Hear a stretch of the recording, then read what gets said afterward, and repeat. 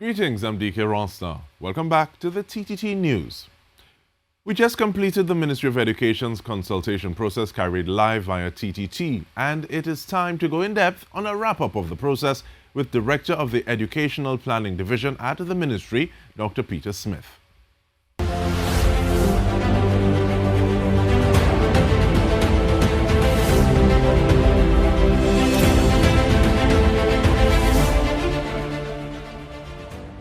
Welcome, Dr. Smith. Thank you for joining us. How are you feeling? Those 8 days have finished. Is it that, okay, well, you're done, or you're taking a breath, or the journey now start? How are you feeling, Dr. Smith? Good afternoon, and thank you for being such a wonderful host over those last 8 sessions. We are just taking a little breather, and then they continue with the process. Quite a lot of work still to be done at this point in time. And in terms of going through the process, what is it, or who are some of the people that the Ministry of Education would have had to engage in to arrive at the draft concept note?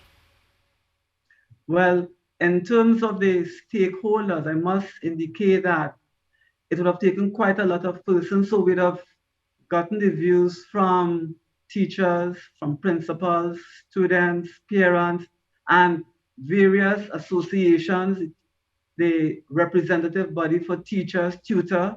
They were part of the discussions, the various principals associations, and of course, the tertiary level providers, UE, UTT, COSTAT, USC, as well as representatives from the business sector. So quite a wide range of persons who participated in helping to shape and mold that concept note that we now have. And then from the concept note to the consultation activity, what was that like? Oh, it was really an exciting time, to be honest. For the first time, we literally went virtual with the entire consultation. And so we would have engaged in focus group interviews in December 2021. And in 2022, January, February, as you know, we went with our 4 town hall meetings and 4 virtual session, live stream sessions. Now, there were several options available to the public to participate in the consultation.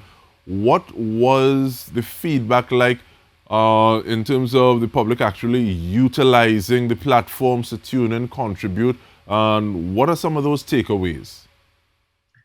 Well, as indicated, we had the WhatsApp at our disposal, Facebook page, we had the call-ins, we had the online surveys, and I must indicate that the population or the public was very well engaged in the entire discussion.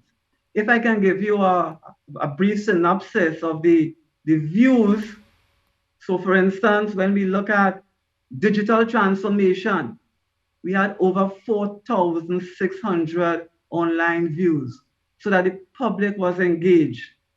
For enabling student success, over 2,800 views.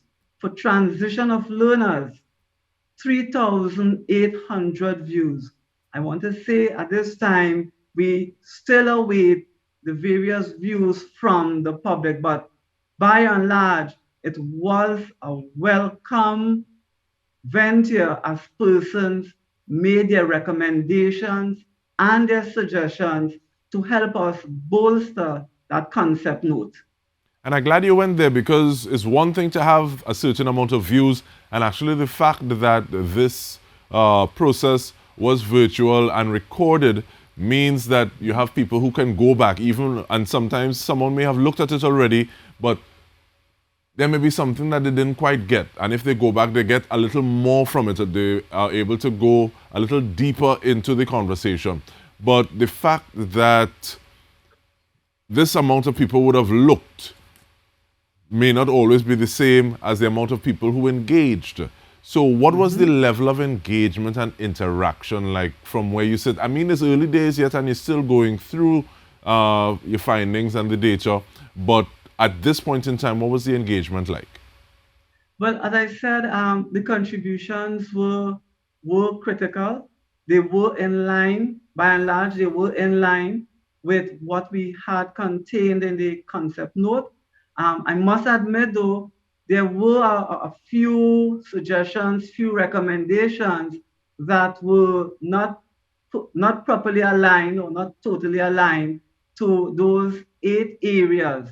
But we do welcome the comments from the general public because it's all about dealing with those issues, those educational issues that affect the public. And looking at those 8 areas is something that we want to do when we return from the break. But even before we do that, though, uh, and even like from where I was sitting, it was really refreshing to see that it seems as though people were paying attention. People were asking questions that were lockstep with the conversation as it was taking place, and even saying, okay, well, this is something that worked for me. So may it be something that is included in the discussion going forward. But in terms of that discussion, though, Dr. Smith, how much of a window do individuals still have to put forward recommendations, to ask questions, or is that time frame finished? Well, initially we had indicated that the close of submissions would be the 11th. But I think because of the interest shown, we want to extend that window of opportunity until the 18th. So we want to continue that engagement, and especially since schools are out face to face, we really want to perhaps extend that to the 18th so that members of the public, by and large, can continue their submissions. And we want to encourage them perhaps to go on the MOE's website and look at those surveys and respond to the 8 areas that we have identified in the draft concept note. And when you say 11th and 18th, this is the 18th of February? 18th of February, yes, thank you, the 18th of February. All right, so reminding you, you go to the Ministry of Education's website. Education's website, and you will see the 8 areas there. And we are simply asking you to go click on those links, and it will take you directly to that online survey, at which point you can include your recommendations and your suggestions for each of the 8 areas.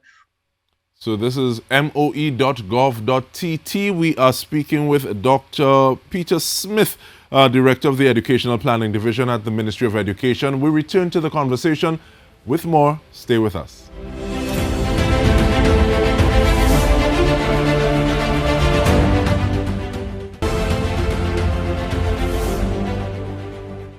Welcome back. We are going in depth on the review of the Ministry of Education's consultative process to develop on educational policy for Trinidad and Tobago. We're doing so with Director of the Educational Planning Division at the Ministry of Education, Dr. Peter Smith. And Dr. Smith, I'm asking for takeaways from each of the 8 days. I don't know if I should call name and then you say, okay, well, these are one or two of the things that we were really, that really made a point, or if you just want to go take us through the list. You can call names. I call in names then. Equity No and quality problem. education. Oh, the whole issue of inclusion, as I think Professor Delisle mentioned, and not just inclusion in terms of dealing with students with disabilities, but really providing those opportunities for all learners to achieve their full potential. That was one of the main takeaways from equity and quality education. It seems as though that is a conversation that happened through most of the 8 days. But looking at curriculum reform, what are some of those things that stood out? I think one of the things that stood out there would have been the whole issue of the importance of focusing on the student and not necessarily the context. Now, it's not a case whereby the context is not important, but sometimes we allow the context to get us into that stereotyping environment so that it affects our expectations of our students. So we really want to focus or put the child at the center of everything as we go forward. And really trying to get away from this dogmatic approach to how it is education takes place. But the third day was TVET revitalization. What was that Quite a like for lot you? of quite a lot of discussions. In fact, there were persons in the chat who were indicating the need for perhaps a second session for TVET revitalization. And I think what came out there, especially from the panelists, would be the importance of ensuring that those TVET principles are embedded from ECCE all the way to tertiary and the world of work. And two things that really stood out to me as well. One was the fact that the importance of a narrative in terms of saying, okay, well, this is something that needs to be ascribed a certain amount of value, as opposed to saying, okay, well, you can do better, so you do this. As opposed to the fact that there are people who can do better and they see it as can do other things rather, and they see it as one of the highest callings to involve themselves in that TVET arena and career. And also the fact, like you said, taking up through the levels, ECCE, early childhood, to tertiary, and looking at the ways that TVET can engender this sense of critical thinking, which is so necessary in the environment that we live in at this point in time. But the halfway mark made us look at the Education Act. What are some of the takeaways that you had from that? But if you may permit me, before we go to the Education Act, Please. the whole idea of the TVET debates too, and you did mention it a short while ago, that academic versus non-academic is a discussion that we really need to move away from and look at that TVET as a means whereby we can encourage entrepreneurship as we go forward at this time. So in terms of the Education Act, of course, the need for us to update the legislation so that we bring into focus that whole ECCE sector, as well as ensuring the relevance of education for the public at large. On every installment, Dr. Smith, the conversation swirled around how can we do better by the persons that we want to implement this new policy in terms of educators as well as the other human elements. So human resource development. What are some of those points that you said, okay, well, these are things that we really need to lock in and focus on? Okay, so if we are thinking of the learner or the child or the student as being the center of what we are doing currently, then certainly one of the areas that were mentioned would have been the whole issue of the quality of teacher preparation. Because what it really boils down to is what takes place within the classroom between the teacher and the student. So that HR element, the quality of teacher preparation, was one of the highlights of that issue that I took away from the session. All right, and you spoke a little earlier about the amount of unique views to the engagement when the idea was digital transformation. What are some of the takeaways that you have from that one? Oh, I'll perhaps use a comment from the chat whereby one person indicated that digital transformation is an imperative. And when we think of the digital natives, we do not have much of a choice. It is an area and it's a cross-cutting theme or area that we really need to work and develop. And just to state, the discussions between Mr. Belfont, Mr. Laban, and a representative from Ministry of Digital Transformation really had persons asking for more. And do you think that might be one of the biggest sticking points? And I say that in terms of like transforming digitally, especially if educators do not get the resources that are needed. Because if you're not able to access those tools because your toolbox doesn't have them, how can you move forward?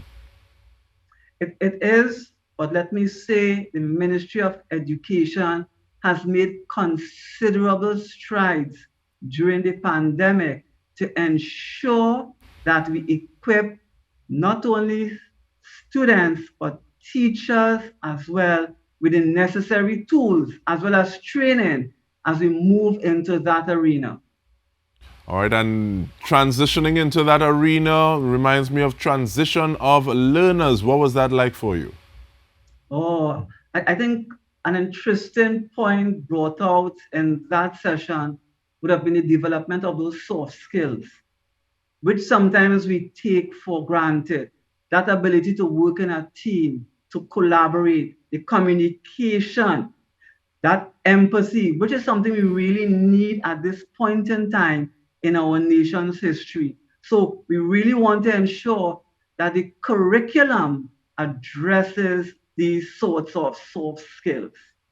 And enabling student success, the ultimate, the final evening. Well, I think when I looked at the caption last night, it had linkages. And I want to emphasize that it is so important for us to have those linkages because the student exists within an ecosystem. And really, to use the old adage, it takes a village. And so we need to make those connections, not only within the ministry, but across ministries. And very importantly, as we look at in-house, we underscore the importance of the role of the Student Support Services Division. And in the minute and a half we have left, Dr. Smith, what are the next steps and what kind of timelines are we looking at towards the Education Policy 2022-2027? Okay, so when we look at the next steps, we are looking at approval, publication and communication of the final document, implementation, and then monitoring and evaluation of those strategies designed to address those 8 issues that we have identified in the concept note, which will now become the Education Policy Document 2022 to 2027. When do we see that happening in terms of timelines? Oh, well, as was indicated in previous discussions, some of the areas we have already begun. We are looking at this time, as soon as the approval is granted, to continue that process to address those issues so that we can indeed have quality education for all our students. And we want to thank you so much, Dr. Smith. Dr. Peter Smith, Director, Educational Planning Division, Ministry of Education, looking at the review of the consultation from the Ministry of Education. And on behalf of the entire news team, I'm Dike Rostant. This has been In Depth. Thank you for joining us.